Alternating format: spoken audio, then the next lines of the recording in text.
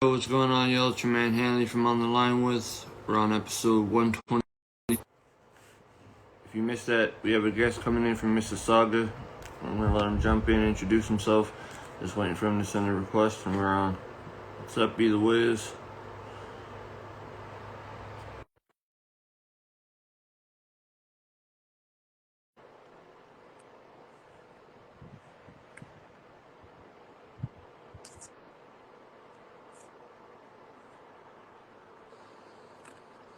What's up, brother? Peace, peace, peace. What up? How you doing? I'm blessed. I'm blessed. How I'm are you? alright. We're here. We're finally here. So, Yeah. so just to get it started, you want to introduce yourself to everybody. Let them know who you are, where you're at, what you do. Yeah. My name is S, Hip Hop MC out of Mississauga, Ontario, suburb about 20 minutes outside of Toronto. Hip Hop MC. That's what I do. Thanks for having me on your platform. Of course, bro. Anytime. I'm glad that you're on because you're definitely the type of spitter that I like. So I like having artists like this on. I like all artists, Respect. but I like the era Respect. that I grew up in a lot. Word. Word. So you're in Mississauga. You always been from Mississauga? No, actually, I was born in Hamilton. Hamilton. Grew up in Guelph, Ontario, and also spent a number of years in Trinidad and Tobago. So I lived Oh, lived in I got lived in another Trinidad and Tobago brother on. yeah, my boy Lendor. Yeah, Yeah, bro. yeah, I was telling him I'm connected. I grew up with my best friend's Trinidadian, bro. So like, word, I know the culture fairly well by being around it for most of my life. word. Well, around the culture by way of Canada, not directly, but All but good. so Salute to everybody did you watch? in the chat. Salute Yeah, to definitely everybody in the chat. appreciate everybody tapping in. And have you did you watch the Lendor interview? Yep, So yep, I did. I did. so how do you feel about what he was saying about like the music scene and stuff like that in Trinidad? What's your outlook on that? Well, I see what the during the time that I was there, hip hop was not really. It wasn't Non-existent. even a. It was yeah, pretty much. And this is we're talking mid '80s. So from '84 to '91 was when I was there. So that was probably well before there was any kind of scene established or anything like that. So he's probably a better person to speak to on what the scene is like or what the scene's been doing the last couple of years. But yeah, actually it's kind of funny you mentioned that. It's actually through Facebook is that I got got familiar or more familiarized with what was going on hip hop wise in TNT. Actually, I met Elendor through Facebook, and I met a couple other dope MCs and artists through Facebook. So I know, this beautiful art form is worldwide and it's got legs that's, touched every part of the globe. So it's only right and natural that you'd see talent from different parts of the world expressing themselves. So Absolutely. Before we get into like your past projects and stuff like that, like what were some of the inspirations for you to start making music? Did you start making music in Guelph, or was it Hamilton, or was it Mississauga? um, I've been dabbling since I'll probably say Guelph, like as a teenager, just kind of messing around with it. Um, you know, I mean, I was inspired by like the KRS Ones of the world, the EPMDs, the Commons, the Nas's, the Wu Tang, The Chuck the D. '90s stuff. Yeah, yeah, the late '80s, early '90s stuff was what inspired me. I'm sure And you know why I brought up the Chuck D yeah, reference. yeah, So we'll get to it. yeah, We'll get to yeah. it. We'll So get to it. I don't know if like I mean the people that know you in the chat probably already know about that special moment, but Right, the people that right. don't or who are gonna watch after, it's kind of I mean I'd be going crazy if I got hit with it. So I mean, so what was your first official project that you put out? Like it could be decades ago or it could be now, whatever you would consider is your more concrete catalog. Let's say. So the first release that I put out was a song called shoot, it was called Break the Chain. Yeah. So this was a song I put out back in the MySpace days. Anybody old enough to remember MySpace? Yeah, I was. Back in like That's my era, 2006, bro. 2007. Yeah. Yeah, my very first recording to the public was in 2007, a song called Break the Chain, which is sort of me paying homage to a joint by KRS-One, or I mean, he went by Big Joe Crash was his I guess the moniker that he went by A lot of people for know that. If they don't know hip hop very very deeply, they wouldn't know that. So yeah. So yeah, he had this animated video that I used to see on Rap City back in the day, and the song was called "Break the Chain." And I was big into him, big influence on the way that I rhyme and some of the way I put content together. Yeah, so I put out a version, my I guess interpretation of that song called "Break the Chain," produced by my brother. He goes by the name of Eloquent. He's a really dope producer that's doing some big things. And yeah, that was my very first recording on MySpace back in '07. how So I've how been was the response in that era, like to that track for you? the response Because MySpace, was real good. the MySpace Response was was such, like a different world, man. Like it's a completely yeah, different world than it is now. yeah, You know? yes. I mean, Facebook before Facebook was Facebook. Yeah, like just teetering into like Facebook getting put on and stuff and people joining it. And Yeah, then like a couple years later they had like the groups and shit or fan pages you could make and people were like, all right, right. I'm sorry, fuck it. Fuck you, Tom. Yeah, And now Tom just kicks it on Facebook all day. yeah. But So yeah, but the feedback was positive, and I think that was probably the first time that I'd gotten like you know a favorable response outside of my immediate circle of friends. So it was like a true reality check that maybe I'm onto something, maybe I'm doing something right. So just kept going, just kept plugging away at it, and fast forward 16 years, I'm still here having fun with it.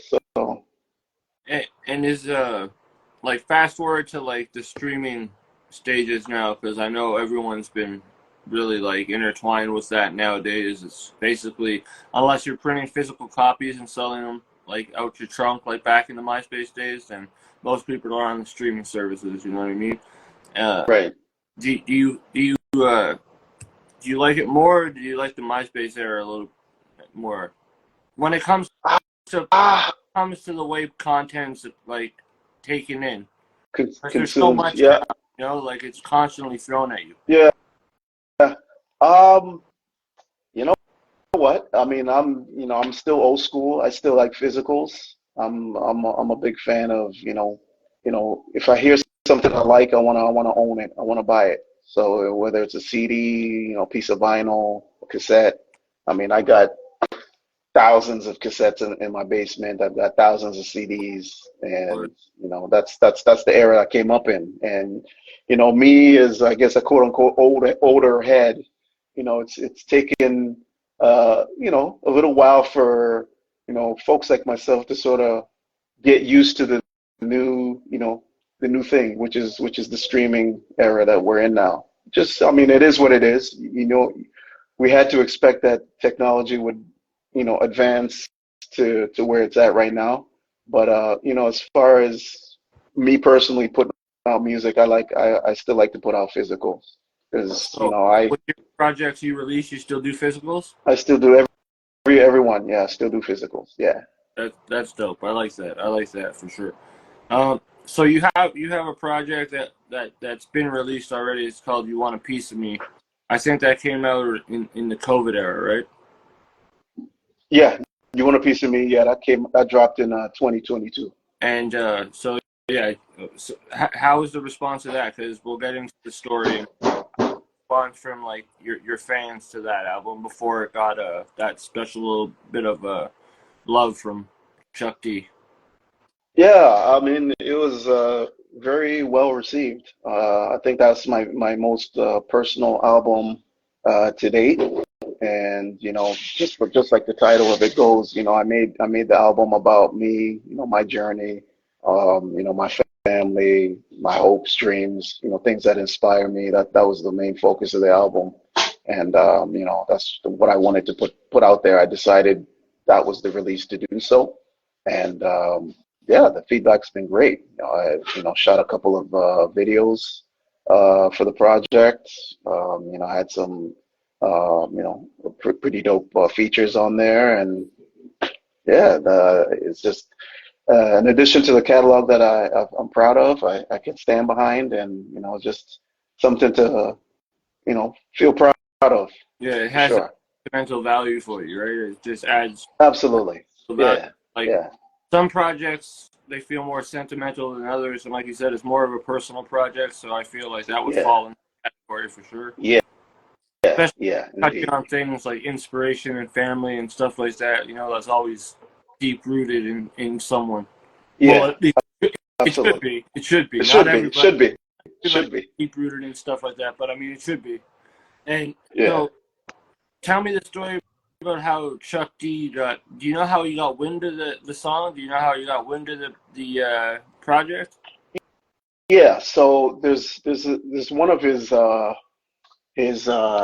what's the word I'm looking for? His curators. So he has a radio show called Rap Station on I guess rapstation.com is his website, and he has a number of radio shows. And You Don't Stop, I believe, is the title of one of them. And I mean, it's pretty dope. He's syndicated across a number of different platforms. And I'd submitted music through through one of his curators. Big shouts out to my dude Malcolm Riddle. I met him through social media, and I think it's a couple of years ago I'd seen one of his posts where it had an email address to send music for independent artists.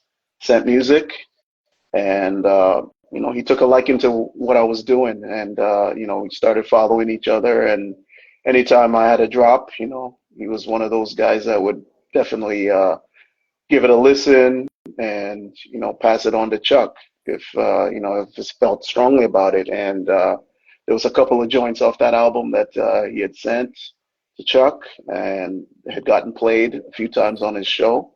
And the one song in particular called "The Come Up Story" was the one that really connected with him.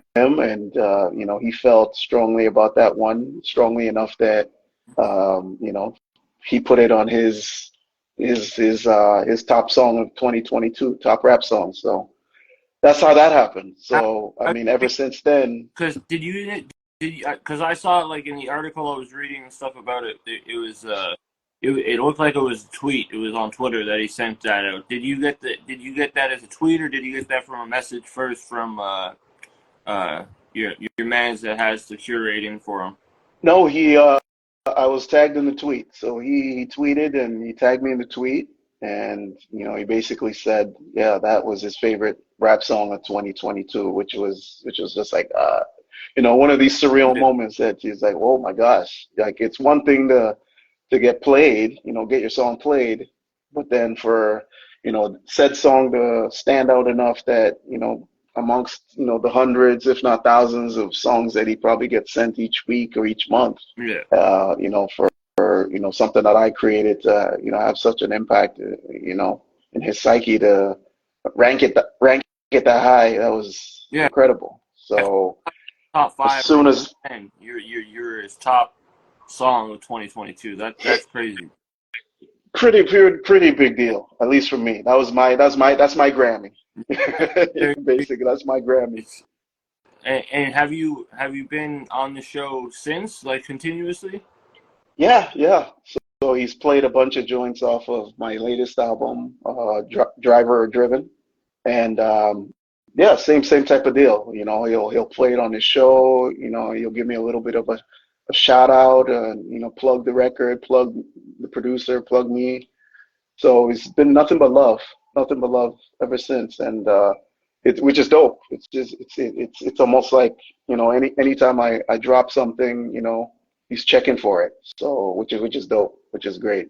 Very dope, man. Congrats on that for real. That shows that shows the skill that you do have behind everything. So, Yeah, appreciate that. Appreciate and it's that. not just and Chuck D knows is one that people know isn't just all about just rhymes and shit. He's about cadence and flow and stuff too. Like he Yeah, incorporates things before he makes a decision and things. So yeah, yeah. so you Ultimately, he has to sign off on it before it gets played. So I mean, he gets stuff sent to him. I mean, he doesn't have to play it if he feels it, if it's authentic to him, if it sounds hip hop to him, he'll play it. So that's kudos to Chuck D. much love to Chuck D, the legend, man. But that's really Right. dope. So after the "You Want a Piece of Me" record comes out, what came after that album?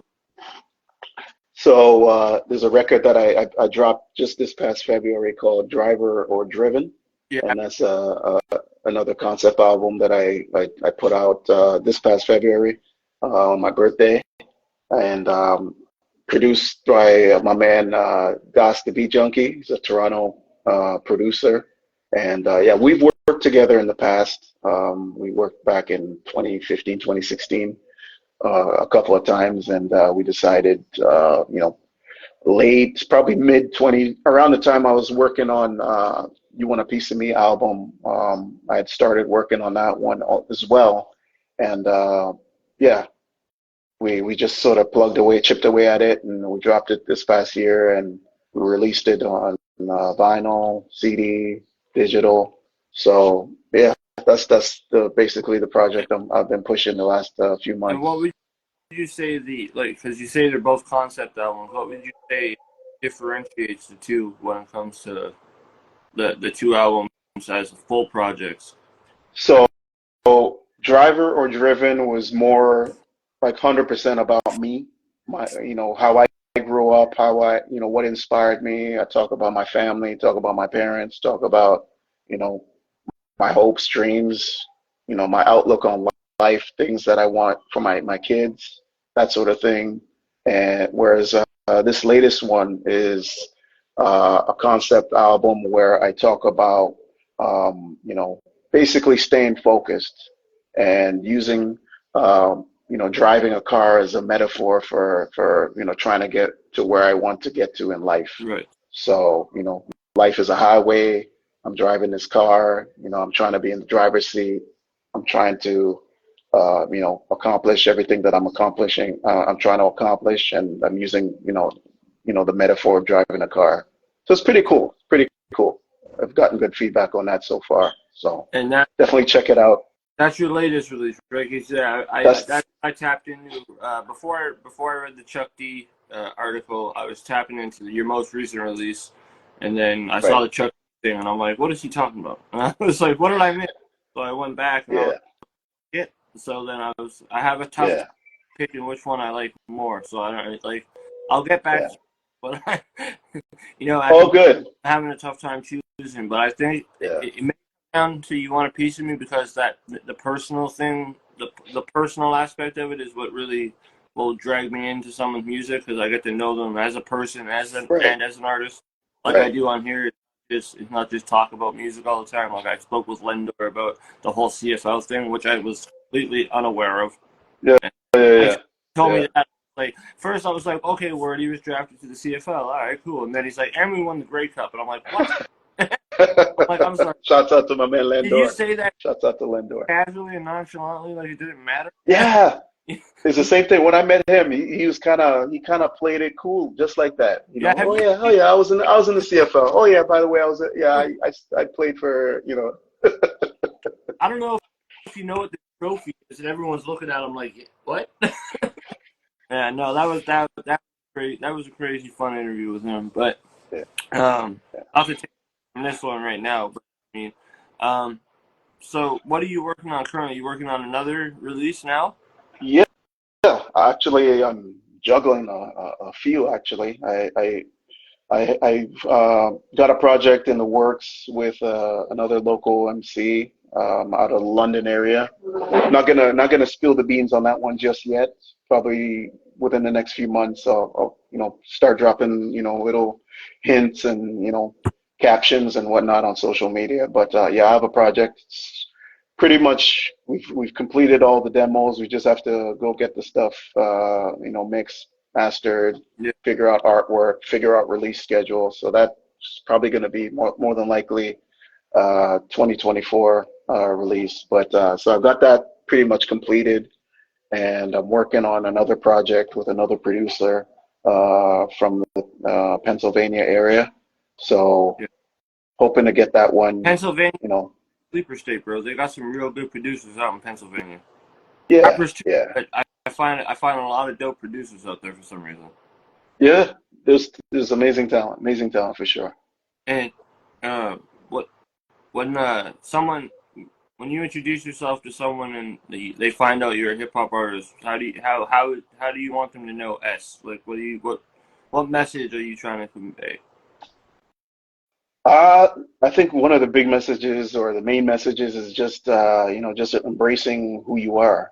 I think unapologetically, I am me. I talk about the stuff that I talk about, which I think is relatable stuff. I'm a family man. I don't. It's not a secret. So I incorporate those elements. Fatherhood, parenthood. Being a proud husband and father, career man, MC, hobbyist, enthusiast, however you want to call it. I incorporate all those elements, and all of those elements are who I am. So that's what I like to reflect in the music. So, for anybody that's hearing me for the first time, yeah, I'm just a regular guy that just happens to have a passion for hip hop music and hip hop culture, and I just like to express that through my real life, and I just like to share what somebody in my age bracket, what my outlook on life is. So. And the music that you have, or sorry, no, I was stuck in my head on the last question. Um, I'm trying to just think. I lost my train of thought because I saw Lindor comment, and I was like, Lindor's Lender, here. what up? My bad. So, visual-wise, each project that you released, how many visuals do you typically release for a project? How do you plan that? Do you pick and choose? Is it different every time or? Um, well, typically I like to do at least one. Yeah. I mean, two is sort of the sweet spot. Um, I guess how I decide which single to go with is just it varies. It just depends on the vibe, depends on what I'm feeling at the time. I'll go through the track list and I'll find, okay, which song is the best depiction of what this project is about. Or it could be, depending on what's going on, in social media at the time, I might say that, what, I think this song would probably be the best way to introduce myself to somebody that's probably never heard of me before. And this song is also a great representation of what this project is about. So that's typically how I'm able to come to that decision on which song I go with. Yeah. I'm pretty strategic with that kind of Yeah. thing. Everything So you is do some calculated with how I decide. some research before you do the dropping, right? Not just blind drops like some people do. Yeah, everything is thought out. So, from once the album is recorded and it's mixed, once I'm trying to figure out the release strategy, I have the timing, I figure out the artwork, I figure I'm going to drop this visual on this date, wait a couple of weeks, kind of see sort of gauge what the interest is, see if people are excited about it, and then I'll figure, okay, while I got them, maybe excited or interested, maybe I'm going to drop this on this date, and then that'll sort of prolong the energy of the release a little bit longer, because we live in an era right now where attention spans are short, and album shelf lives aren't what they used to be. So you got to keep coming up with creative ways to keep people's attention, Yeah. and keep your name out there. That's one of the big challenges of being an independent artist in this landscape that we're in right now. So. Absolutely. Attention spans they have really dumbed down since like the age of like full blown social media. Like it's just there's just too much information coming at you at once. You don't know Yeah. what to focus on. So, you know, like, and then if you're listening to one artist, there's another 10 trying to hit you up with something. Oh, So, tell me about it. Tell me about it, man. There's a lot of people fighting for your attention. I mean, there's so much great music out there. It's me as a fan, it's a great problem to have, having so much choice, but there's so many artists that I want to check out and yeah. support, but there's just not enough hours in the day, not enough dollars in my pocket to support everybody. So I got to be selective with who, you know, I support. Not because I don't want to support everybody. It's just there's just so much dope talent out there. It's impossible Yeah. to have enough money to be able to support everybody. And like I said earlier, I'm one of those guys that I like to support. You know, I like to own, you know, a piece of work. So if it's a CD, if it's even a digital, you know, I'm not really too big on the streaming thing. I like to buy. So if somebody has a Bandcamp and their project is there and I like it, I'm gonna buy it. So that's just how I get down. Definitely. And before the music, I've been asking this question a lot to everybody, but before the music, what did you aspire to be? What were you thinking you would be when you grew up? Before the music. For the music, so I think I'm living my dream right now. You know, I wanted to be an engineer. You know, when I was in school, that's sort of what I went to school for. I did chemical engineering is what I studied in school. So I mean, I work in a pretty I got a pretty good 9 to 5 gig that you know helps me be able to afford the you know the kind of life that I want to live and be able to afford this you know this hobby that I enjoy. Yeah. And yeah, you know this hobby of mine, you know, I make a little bit on the side. It's not enough to you know pay all my bills or my mortgage or anything like that. But you know, I cover a couple of bills, and I get to do what I enjoy doing. So this is all great. I'm living the proverbial dream. Chemical engineer and hip hop student. We've got an intelligent man, ladies and gentlemen. I try. I try. He'll, bro, I'll give it to you, bro. I would have never made it in chemical engineering. Sound engineering, maybe, but not shit would have blown up.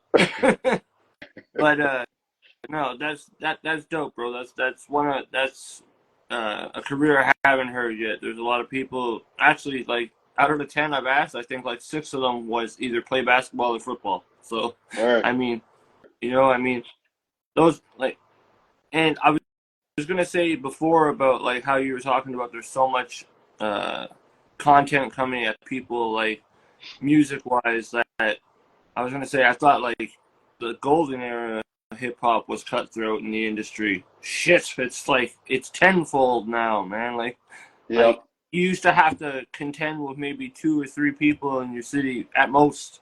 Now Right. you competing with maybe like 50, 100 different people who are all getting decent exposure. You know what I mean? But one's Right. doing better than the other, and then someone flips it the next time around, and it's just continuous, and then it Yeah. just leads to all this lack of unity that I feel like most of like I feel like we're still it's fractured. I feel like in the MySpace era it was getting a little bit tighter and more solidified with people like working with each other, understanding that Right. look like let's take GTA for example, like out there very, very hard to like even in the MySpace era to get if you weren't with the popular crew at that time or Right. it was very hard to feel like you're being looked at rather than looked over. You know what I mean? Right. Now, like, it's still fractured, but it's even more like you want to try and stay out of that fractured zone because, like, back then at least not everyone was like getting killed for people they interact with, you know. And then like Right. the situations out there, even in Ottawa, like a smaller city compared to Toronto, it's even the groups and cliques out here. It's just violence is at like a all time Oh wow. crazy, you know. So, like Amazing. I thought cutthroat industry was like the '90s, early 2000s, but I feel like the 2010s going onward has just been like completely overshadowing how like cutthroat the industry was back then. People used to think like labels were the worst things ever, and now like Yeah. some people like actually, I'd rather be in a label than have to battle with everybody. You know, and have to do well, I have to do my own marketing and everything. So hard to say which. I don't know. What would if you got offered to be signed to a deal? Would you rather stay independent or would you? You know what? Probably it's probably just maybe the horror stories that I've been hearing or that we've all heard since like the 90s. Like Chocolate, why would anyone want to be signed? chocolate, All of our favorite rappers got jerked. oh All yeah, of them. Chocolate hurt my heart, bro. I have a full length interview with him. When I hear it, bro, it hurts my heart every time I listen, man. It's Like, heartbreaking. It is. It is. Like some of our legends and icons, they're struggling. Like yeah, because they put out classics and they didn't see a dime off of it. and at that So point, I was doing like Flagrant when he put that out and stuff. Like the way he got dicked after that whole album. ugh, Who knows that? Like yeah. like even expecting to win that year. He was there, and I think it was a Sean John sweater and like just pants. He wasn't even dressed for the occasion. He told me he's like, I only won for the dinner, and then he got called up and won. Wow. So like, Crazy. yeah, that's crazy. You hear that and you think, okay, he's obviously going to get some sort of like appreciation from the label for getting them a Juno award-winning album. Yeah. No, man, he got dicked twice his heart. Yeah. You Yeah. know? So you know, independent for me. I call the shots. I do things on my own terms. That's the way that my mindset has been ever since I think the same. hearing the horror Yeah. stories. Especially because like it was still fresh in the label sense of the word in the 90s. So like then Yeah. into the 2000s they were understanding, okay, so we could do similar things that rock artists get done to, and then Yeah. everything everyone, all the different genre of labels were like, let's just dick all the artists the same way. Yeah. And you know what? It's almost like it's karma. Like most of these labels they're struggling out here. Like they do not know how to market artists in this era. I mean, people have figured out ways to be independent and And there's self-sufficient, no so they more, don't really need artist labels. development. Right, right. So Once, people are doing things on their own, what's the and point they're making their own bags. And besides the label offering the promotion and maybe the PR? What's the point if you don't have an artist development section? Like, right, why do you have A&Rs? what, right, So right.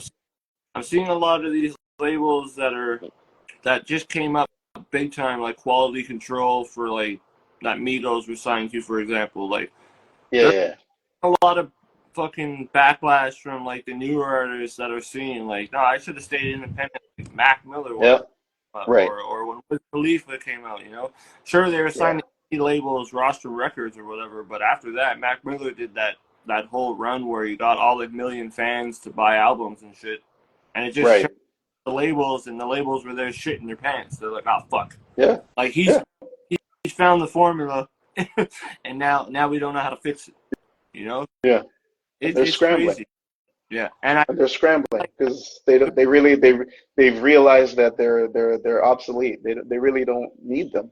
they're about to be obsolete 100% Yeah, because if they yeah, don't figure out a way to start doing some sort of artist development again, or some way to just stop pulling people off TikTok and YouTube that have just millions of hits, yeah, because I don't know how a label exec as a businessman who's been in it for, it has to be more than 10 years usually to understand even the industry, that they could look at someone and be like, oh, they're going to make us millions because they've got this many views. Like, no, bro, if they put out one song, that one song might make you some, like, yeah, royalty checks. But, like, if their other shit flops, you've wasted yeah. money twice now. Twice. The label is thinking, I mean, the artist is fucked, but the label's thinking just twice as fast now. I Right, mean, right. I don't think the regular listener of music of any genre realizes that. They think, oh man, I can't believe you got a record deal. That's so cool. It's like, no, that's not. It's not. The allure is long gone. You The know, allure is long gone. like getting a record deal back in the day was like was an accolade Yeah, itself. yeah. It's like a trophy. Yeah, Or anything like that. It's like, yes, and now it's like, no, I yeah. don't want it. It's like, ooh, Yeah, just kind of shake your head and like, I yeah. probably would have just Like done it yourself. like a few artists I know that have been signing deals. The only thing they signed for is like, I think it's like they'll do distro and that's it. They don't want anything else. Because Right. if you sign over anything else, you're practically just letting go of all creative control. Right. And if you don't like it, it's not coming out. You know, that's Right. what most of these falling outs with artists and shit and their labels come up to now. They don't like the song, so they won't let me drop it. How stupid does that sound? Yeah. Like, first of all, Yeah. it sounds a little stupid, not to be a hater, but you sound a little stupid saying that. Okay? They not putting it out when the artist knows his fans probably better than the label does, Yeah. knowing that they'll music, and they're saying no too. Like, why can't you guys just come to compromise? What happened to the compromise? Yeah, it makes, I don't know, man. To be honest, it makes me a little sick to my stomach sometimes. Yeah. Yeah. And I mean, you hit the nail right on the head. I mean, I think for decades and decades they've always been in the power position where they were the ones calling the shots. You know, they sign artists, and if they don't like what they hear, you get shelved. Yeah. So yeah, you're signed, but your album's never dropping, never coming out. So Yeah. now artists have the leverage, and you know they're trying to piggyback off of the effort of the artists. The artists are doing all the heavy lifting. They have the fan base, they have the music, and these artists are just trying to latch on to these artists that are doing all the work. And artists are recognizing that no, that's not the move anymore. So if there's one artist, I forget if I don't think he's completely independent, but if there's one artist I could actually consider who's been smart in the past like 2-3 years with the way he's releasing music, it's Nas and his longevity, the way he's worked with Hit Boy, and right. they have mass appeal. I don't know if he's still under another name, but if anybody goes back and listens to the Drink Champ interview with who's the guy that was on talking about Nas? I'm trying to remember. Damn it!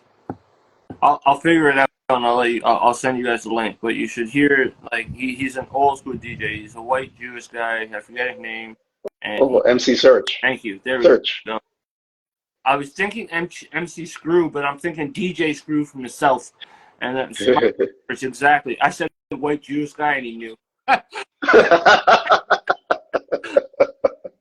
Oh, shit.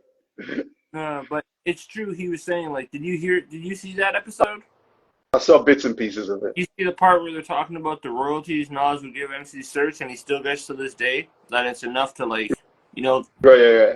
He's good. Anything, and he doesn't ask for any more at all. He just says we were mutually appreciative of what we were doing, and he didn't want to have to take more from an artist, like any artist, let alone but Nas. If he didn't have to, Nas was fair with him, and that's it, you know. And like that's if people don't know, that's where the lyric, like that Jay-Z lyric, that diss lyric to Nas, it's actually it's not true. There's a little truth to it, but it's not the way that I think. And you should go watch that episode. If you haven't, I can't believe I'm plugging Drink Champs on my shit. If you haven't DJ Search, go check that.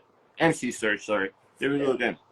That was a great interview, though. I like that one. So, got one of those radio sounds so I could start clapping for them and shit, too. But, who are some artists in the city and the GTA that you haven't worked with that you'd like to work with? That I haven't worked with. There's a couple.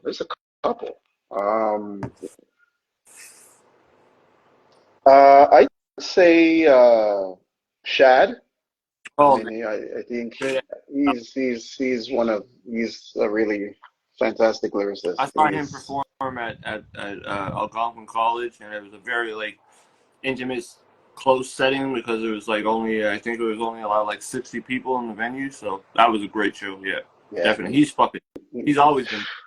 His writing is just top notch Creative. writing. Really has a story together and will make you just follow it like constant. But sorry. Yeah. You off there, but I heard Shad right off the jump, and I was like, "Shit, yes." Yeah. I mean, Adam Bomb. I think he's a monster. You know, decisive. Both. Just did a track with Mickey O'Brien for his album. Yes, I've seen both of them live like at least 3 times in the last 3, 4 months. Really, really dope. Really love their stuff. Um, I mean, there's a bunch of others. Too many to name. I And mean, what I'm always. industry established? Say that again, sorry. Like, so what about industry established? So like more like higher tier people would know them instantly if you mentioned them, artists. Like a Masta Ace. Yeah. He's Oh, one of my favorite. He's one of my favorite. I mean, the way that I put together albums is inspired heavily by how he did back in the day and how he does still. So definitely, he's on the bucket list. yeah. If you know if it's meant to be, it'll happen. But yeah, he's definitely on the bucket list. Have you up with them?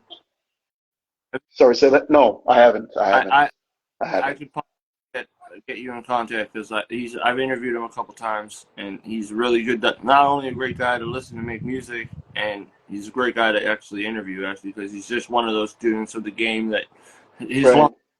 his longevity is as great as any of like Nas or anybody else, but he's Yep. just not mentioned enough like he should be. It's like Wordsworth, like the whole Right. rap team, like all that. So I've had them Yeah. on the great people. They're always kind and forthcoming and honest. They don't hold back, but they're kind about it.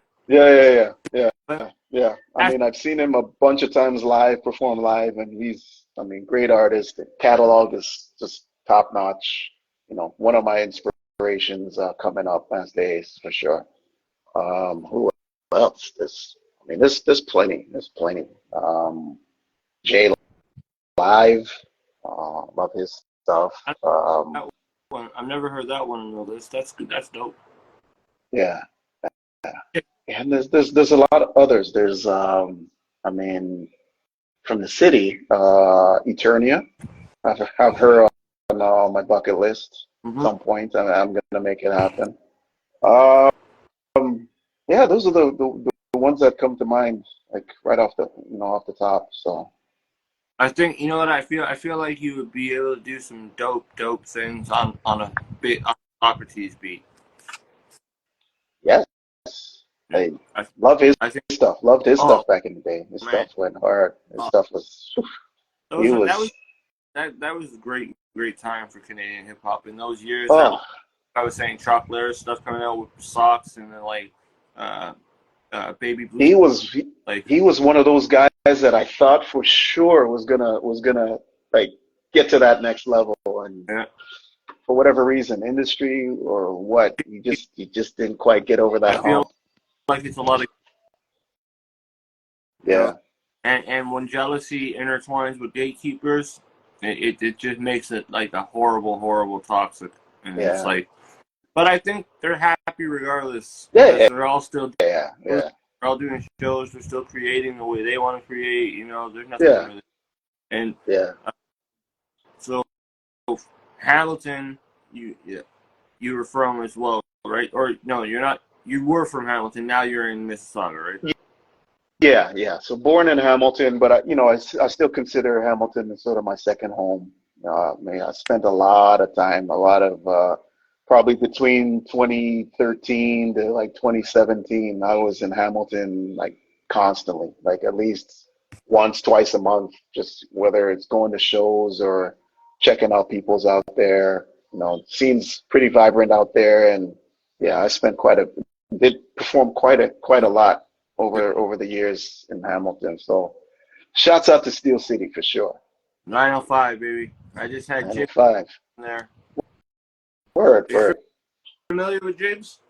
I've, I, I'm familiar with the name. I Yeah. don't know his catalog, but I'm familiar with the name. He wasn't so much as a boom bap like hip hop artist that I've had on recently. He was more like one of the like more street involved hip Right, hop, right. but very dedicated to what he did. Like he was always like you said, he printed out like 8,500 of his physical copies and just kept them in his trunk and drove around Ontario, just passing them out where he went, giving them to like Nice, the old like nice.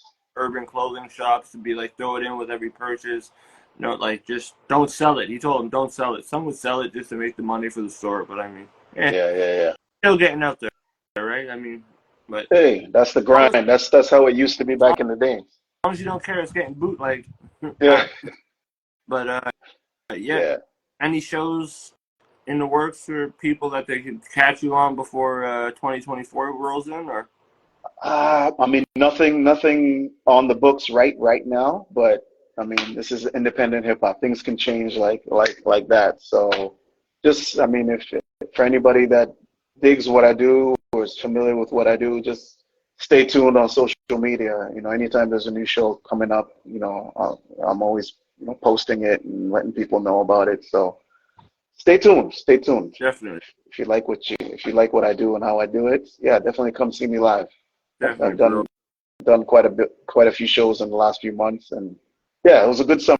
I'd say this summer was a good summer. It was a great, I guess, catch up summer from a couple years ago with the pandemic. A lot of shows got shelved and whatnot, but I think this past summer was a great way to sort of pick the steam back up and get on stage again, and it's good. Definitely looking forward to the rest of the year, banging out a few more and, just getting material together for next summer for sure. Definitely, bro. Well, look, before I take off from this and let you go enjoy the rest of your night after working all day and then doing an almost hour-long interview. All, You all have good. Thank you for having me. actually, I've been asking everybody. You want to drop some bars for us? Yo, I want to drop some bars. All right. Yes. Okay. All right. Okay. I'm a thinking man's right on my pen. Cadence to thinkers. Maneuver through minds like lane changes with blinkers. Signaling the brainstorm while collecting my thoughts. The splatter red on a canvas. The paint pictures of thoughts. Hold on. Okay. Let me do something else. Yep. All right. Check it. Yeah. I'm a thinking man's right on my pen. Cadence. No, that's the same verse. That's the same verse. All right. Oof. Let me try to think of something else. You caught me off guard here. All right.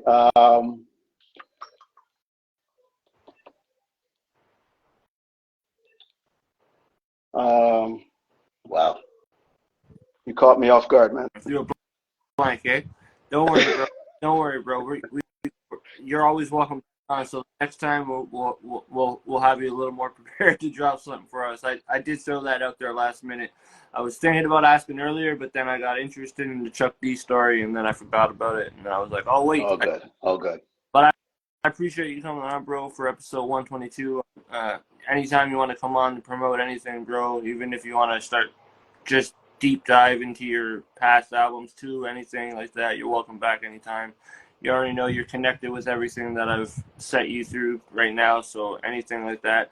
I will hit up Masta Ace's team or him directly if I'm able to get in contact with him, because a lot of the times he's touring Australia or somewhere in Europe.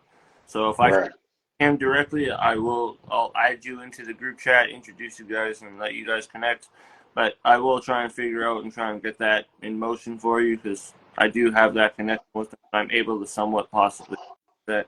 And I'd love to see you get someone that you really love to go on a track that you feel would Word. be sentimental to you for being an inspiration. So definitely try and connect you two. But I appreciate you coming on for episode 122. I'm your man Hanley from On the Line With. This is S out of Mississauga. Go run up his albums. You want a piece from me? Driver or Driven, or is it vice versa? Driver or Driven. It's the album that's out right now. On all streaming platforms, you have physical copies. If you want physical copies, make sure you go hit them up or figure out where to hit them up. I'll drop the links in the descriptions. And again, as usual, man, I appreciate what you do. All the music that you put out is great music. Congrats on that whole Chuck D coast, everything like that, man. I hope to see many more in the future. And yeah, bro, everyone, again, it's S, episode 122 of Car Chats. And anything Yo, but yes, last words. Yeah. Ain't no shut off for the sleeping giant. Keep grinding, peak finding till I reach retire. Man, y'all bore me sounding tired like you sleep deprived. Woke up out my sleep from the growling of the beast inside. Hunger personified as passion is the caption. Every single bar's a fraction of the essence being captured like a snapshot. Embrace the picturesque backdrop. More structure in these verses than a movie set had props. Action. Couldn't script this any better. Been running these MCs out of town since tougher than leather. Before I started rhyming, my aura was foreshadowed, larger than life. I walk city blocks with foreshadows, bring you darkness like a solar eclipse. Eclipse souls with bars tighter than my abs when I'm holding it. Shh. I'm blessed to be alive, doing what I love creatively. Even though I'm alive, creative highs awaken me. Well, last words ended up being bars. I fuck with that. I appreciate you, brother. I'm gonna hit you up and we'll stay in contact for sure. Peace, peace. Appreciate you. Have a great night, man. Yes, peace.